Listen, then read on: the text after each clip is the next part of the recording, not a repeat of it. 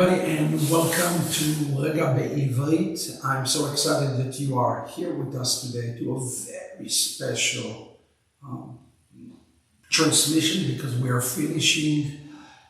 concluding the book of Vayikra today. We're getting ready to head to Bamidbar, and we are in Parashat Behar, and I want to talk about chapter 25 is the concluding book. Again, it's important to understand what's happening here in the context. Children of Israel say Messias and Shema, they received the Torah. And now what Hashem does is he starts to explain each and every mitzvah of the Big Ten. He drilled down to subheading and then to the sub-subheading. And although we are reading a lot of rules and regulation and a lot of details that can kind of make our head spin and say, wow, so many details. You have to understand why, because God is giving him the big picture first, explain to them through the 10 words what he required, and now he said, now let me give you the details and let me kind of drill down with you. And it's important for us to look at the special set of laws that have to do between the land and the people. This is the headline of chapter 25. God is dealing, because again, he's preparing us to enter to the land. So as he's preparing us to Geulah, enter into the land, he's already given us the laws. So we know how to treat the land. And the key for all of us to understand it, that when we are dealing with the land is a mirror of the spiritual relationship between people. The Torah makes this point very clear, that it is a mirror between the people. It's a mirror of the condition, the physical condition of the land. Now, here in the beginning of the portion, and he's making this point twice in chapter 25. We read this thing, and I want you to hear it. It says in verse 10, 25, verse 10, very interesting verse. It says, in the context of Yom Kippurim, "U'kidashtem et shinat ה-50 שנה, וקראתם דרור בארץ לכל יושביה, יובל היא תהיה לכם, ושבתם איש אל אחוזתו." And the first word in the text, he says, "And you sanctify the year of 50. Let's stop there and understand it. He used the word "ukidashtem." Now, if you put the man in the end of the verb, it's speaking about a plural. If God would sanctify the land in the 50th year, it would say "ukidashti." But the fact is that it says "ukidashtem," meaning the yod is transformed to a mem. So it means that this mitzvah is not something that is fulfilled by God. It's not something that God is doing. It's something that the people are doing. And the big theme of chapter 25 in this parasha is that we can sanctify or contaminate the land. We have the power to make the land completely clean, completely ready, and ready for the Geulah, and that's what it means. Look at what it says there. Yovel hi tiyeh lachem. It's going to be a year of Jubilee to you. And here is how God defined preparation. Ushavtem. Now, think about the word shavtem. The word shavtem comes from the word shuv, shuvu.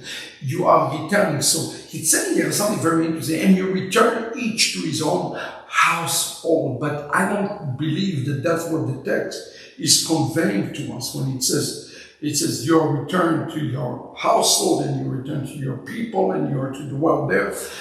I don't think that that's what he's talking about. He's talking about creating atikunim inside your family. What you're not with your family already? Where have you been?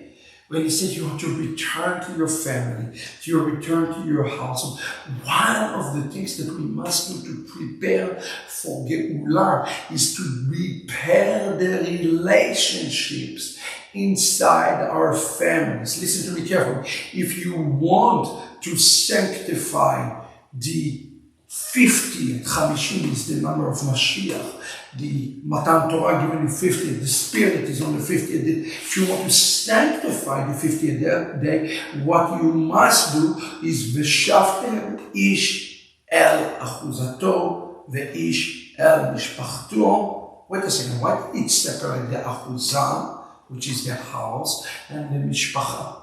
Because it's tying those two together, the physical and the spiritual. The house will represent physical. God says, you need to get your affairs in order. The idea of Shavtem ish el achuzato means that you and I must get our affair in order, get our house cleaned up, get our business cleaned up. In the book of Revelation, we speak about the Messiah that is knocking at the door. Is the house ready? I've already returned to the house to get it ready. Is it ready? That will be number one question. And then number two, it says your return to your family, meaning to bring repair, restoration, healing, and life into our own families. So this is all part of the preparation for the Geulah. So that's what you mean when we say V'kidash, and you sanctify it. God said, no, I'm not sanctifying this time. You sanctify it in the way you treat others around you. And that's why in verse 24, it says this, and throughout bechol eretz achuzatchem geula titnu la'aretz. This is absolutely incredible. And if you look at that specifically in the Hebrew, it's even more incredible, because he's saying here, and through your land and your household, you bring geula to the land. The geula is not the one who give you the land is not the one who give you the Geulah. It is you who redeem the land. Think about the implication today. We are living in places that need redemption. If you watch the news, watch what's happening around the world, I'm willing to bet that each and every city that you are sitting in today and you're watching, you notice that your city needs to be redeemed. I know where I live, we need to redeem, redemption. So the question, how do we bring Geulah? Well, we declare liberty, we already read it, but here is what it says here in the text. It says, when your brother comes to you and he sold is what he have, you are to become the redeemer of your own brother. Think about those principles, brothers and sisters. It says here in the Bible, Ugaal et mimchar achiv. You become the goel, the redeemer, the messianic who redeem your brother. How do we redeem the land? It's very simple. You find somebody that needs redemption and you help redeem him. This is the formula for Geulah. This is your homework today for until next week. Find a person who needs Geulah.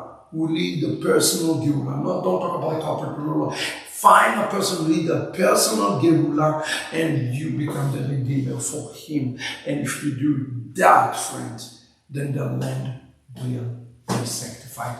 Until next week, wishing all of you Shabbat Shalom.